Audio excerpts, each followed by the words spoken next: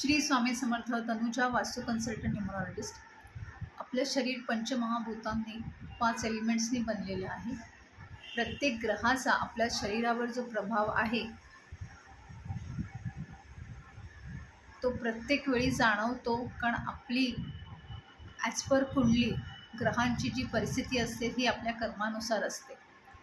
पहिले ही गोष्ट लक्षात घेणं फार गरजेचं आहे. आत्मा जो आहे आपला सूर्याच्या आधिपत्याखाली येतो. मन जे आहे ते चंद्राच्या आधिपत्याखाली येतं. आपलं बल, स्ट्रेंथ जी आहे ती मंगळाच्या आधिपत्याखाली येते. आपली वाणी ही बुधाच्या आधिपत्याखाली येते. आपलं जे नॉलेज आहे ते गुरुच्या आधिपत्याखाली येतं.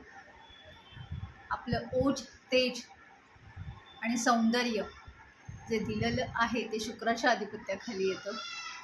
हाडं जी आहे ते शनीच्या आधिपत्याखाली येतात. आपलं पाप, पुण्य, जे काही पाप आहे ते राहूच्या आधिपत्याखाली येतं. आणि आपली कष्ट आणि दुःख जी आहे ते केतूच्या आधिपत्याखाली येतं. ह्या सगळ्या गोष्टी जेव्हा कर्मांनी बॅलन्स होतात त्यावेळेला हे ग्रहस्थितीसुद्धा बॅलन्स होते. आता प्रश्न पडला असेल की कर्म कशी असावीत?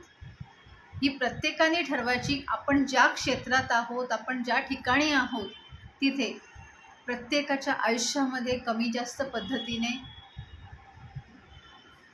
संकट येतात. पण त्या संकटांना तोंड देताना आपण योग्य मार्गावर आहोत की नाही हे आपण पडताळायचं आहे. किंवा आपल्याकडे सुख आल्यानंतर आपण त्याचा वापर किंवा त्या गोष्टींचा आनंद कोणत्या पद्धतीने व्यक्त करतो, कोणाला आपल्यामुळे दुखवलं तर जात नाही आहे ना, या गोष्टींचा आपण विचार करायला पाहिजे. सगळ्या गोष्टी ज्या आहेत, ॲस्ट्रो असू दे, न्यूमरॉलॉजी असू दे, वास्तू असू दे, आपली कर्म याच्यातला 50% पार्टिसिपंट जे आहे ते कर्माचं असतं. त्यामुळे प्रत्येक वेळी सांगितलं आहे मी की आपल्या कर्मांना जेवढं तुम्ही चांगलं ठेवाल, आई वडील आहेत त्यांची सेवा करणं, भाऊ बहीण आहेत त्यांना प्रेम देणं, त्यांच्याशी नातं घट्ट टिकवून ठेवणं, गुरुजन जे आहेत त्यांचा आदर करणं, जे नॉलेज आहे, जे प्रचंड या जगामध्ये नॉलेज आहे आणि नॉलेजेबल व्यक्तीसुद्धा आहेत त्यांचा रिस्पेक्ट करणं, जे जीवजंतू आहेत त्यांच्यावर प्रेम करणं. उगाच प्रत्येक गोष्ट मला फार समजलेली आहे इथं जेव्हा अहम येतो तेव्हा उतरती कळा सुरू होते.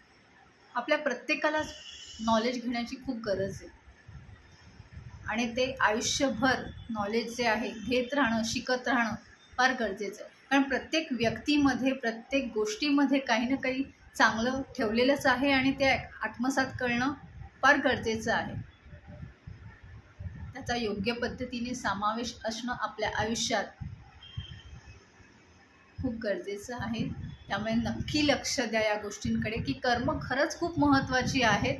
आपल्याला असं वाटतं की ठीक आहे, काय हरकत आहे या मार्गाने गेलं तर. खऱ्या मार्गाने साध्या सोप्या पद्धतीने जेवढी जीवनशैली असेल ना तेवढं आपण सुखकर आयुष्य जगू शकतो, समाधानी आयुष्य जगू शकतो.